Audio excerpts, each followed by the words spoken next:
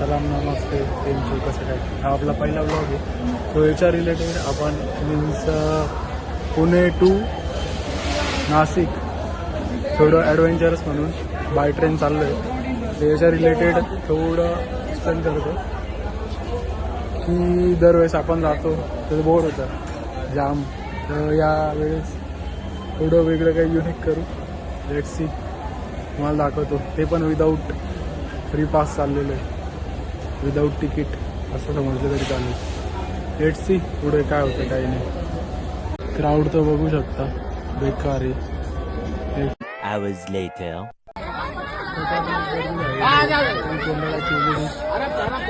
आपण बसलो या ठिकाणी.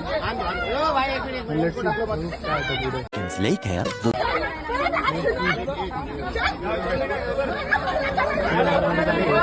With 98 frozen patties later.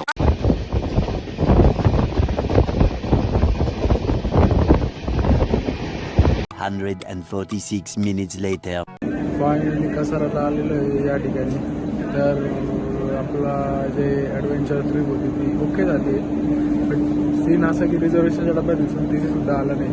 आपण आत्तापर्यंत विदाऊट तिकीट आहे. लेट्स सी पुढे परत येतो का नाही का आपण आपल्या डेस्टिनेशनपर्यंत पोहोचू. सो भेटू पुढे. Much later. सो फायनली नाशिकमध्ये पोहोचलो विदाऊट तिकीट. एवढं कोणीतरी सांगितलं की तुम्हाला ट्रॅव्हलिंग करायची असेल तर लिटल बिट तुम्ही ओव्हरऑल इंडिया फिरू शकता बाय ट्रेन, ते पण फुकट. सो तुम्ही ट्राय करू शकता.